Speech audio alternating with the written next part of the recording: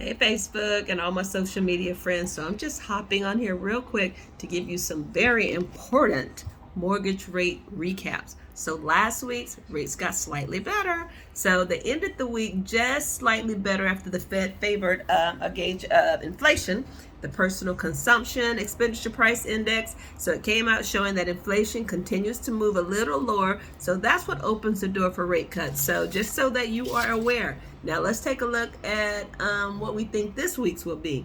So this week they think rates are still likely to improve even better because it's not that the Fed is likely to cut its policy rate, but more likely to signal cuts that could start at the next meeting. So there's a lot of labor market data this week that could support upcoming Fed rate cuts and could help mortgage rates improve this week. So what's affecting rates this week?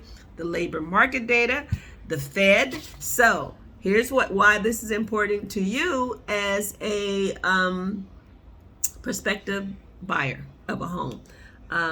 It sounds great, right? Rates are going down, but let me just remind you that there's an inverse relationship between mortgage rates and home prices. So the further mortgage rates go down, the higher home prices are likely to go up. What does that mean for you? That means don't wait until mortgage rates are so low that everybody who's been waiting, like yourself, comes out in mass. Because what's gonna happen then?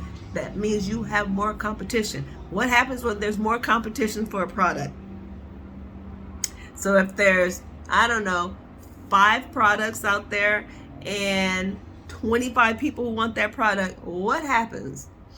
The price goes up. So just kind of think about that it is better to get a slightly higher mortgage interest rate at the lower price and then refinance later when the rates go down again than to have an inflated home price and you're paying this rate for another 30 years. So think about that.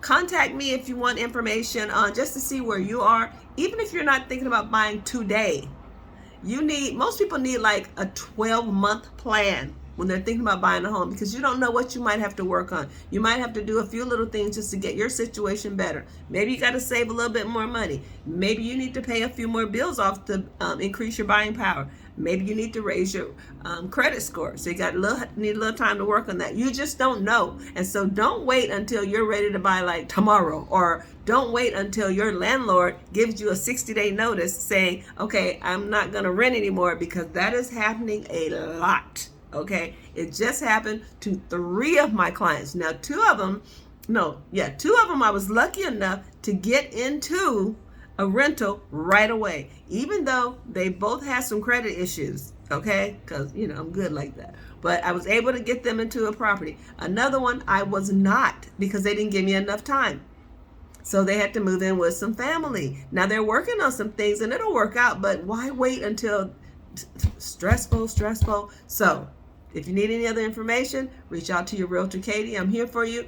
I'm just here to give you information. Whether or not you decide to use me or any other realtor, you need the information, right? It's your realtor, Katie. Peace.